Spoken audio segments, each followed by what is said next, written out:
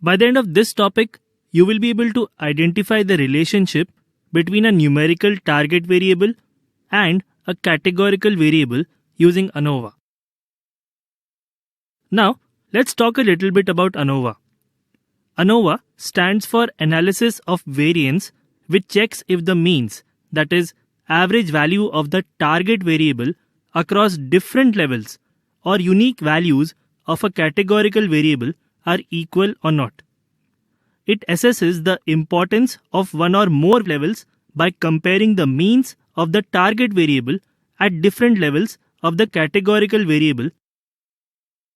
So basically, in our example of condition of house versus sale price, it looks at the average sale price across different house conditions and concludes if the average values are statistically different or not. Now, when we execute ANOVA, we have certain hypotheses: the null hypothesis and the alternate hypothesis. The null hypothesis states that there is no difference in means, while the alternate hypothesis states that at least one of the means is different. Now you may be wondering if we can already see it from the graphs that average sale price across different house conditions is indeed different, then why do we need ANOVA to establish the same? That is because often you may get difference in means purely by chance, and that may not be the true representation of reality. Now let's say you want to find out if the average height of people in your locality differs from that in your friend's locality. Both of you take two random people from each locality, measure their heights, take an average and compare. Now say your average comes out to be 5 feet 2 inches, while your friend's average comes out to be 6 feet 1 inch. Based on this alone, we can conclude that average height in both the localities is different.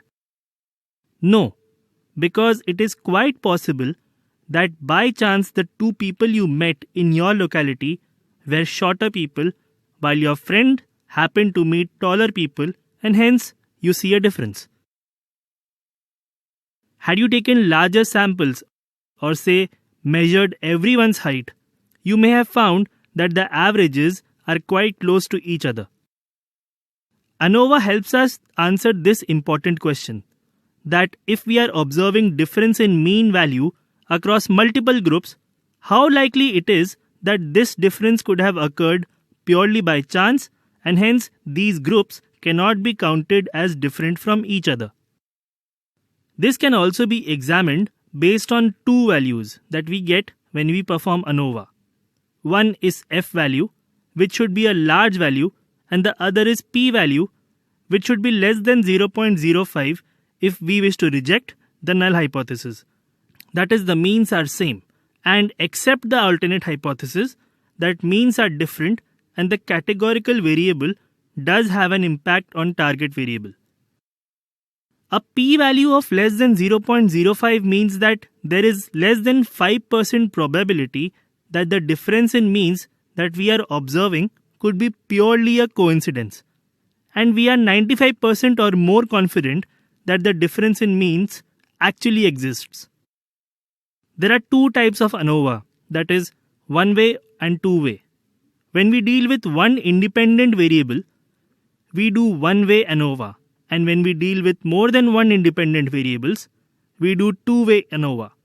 Here, since we are looking at the variance in means of target variable across different levels of one categorical variable, we would use one-way ANOVA. Now, if you want to know more about ANOVA, please go through the link given in the helper text. We have understood what one-way ANOVA is and how does it help us in data exploration. Now let's see how we run one-way ANOVA, and for that we will be using two libraries. So let's import them.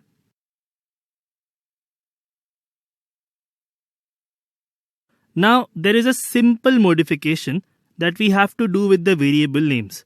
Otherwise, Python won't be able to understand the codes and give us error.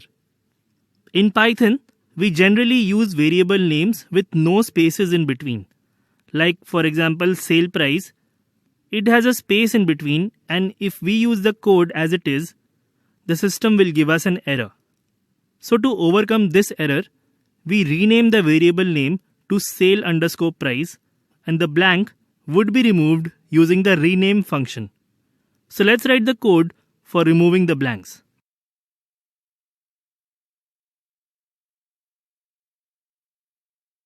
We have renamed the variable. Let's check how does the data view looks like. Now let's write the code for renaming the other three categorical variables which we will be using in our analysis.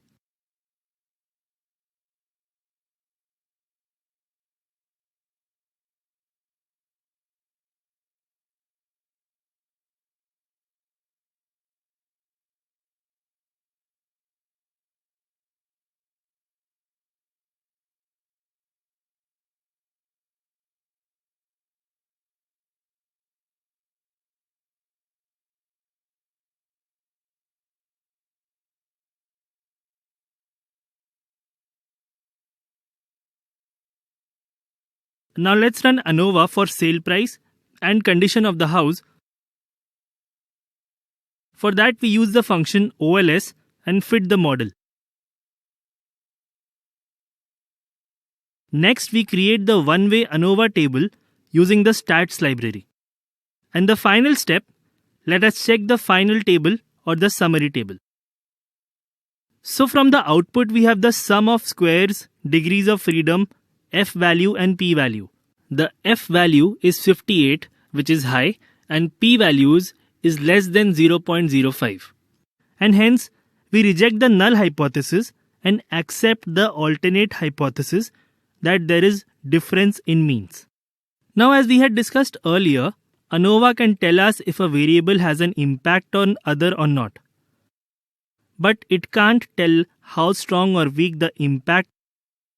Let's write the code for the other three categorical variables and see the results.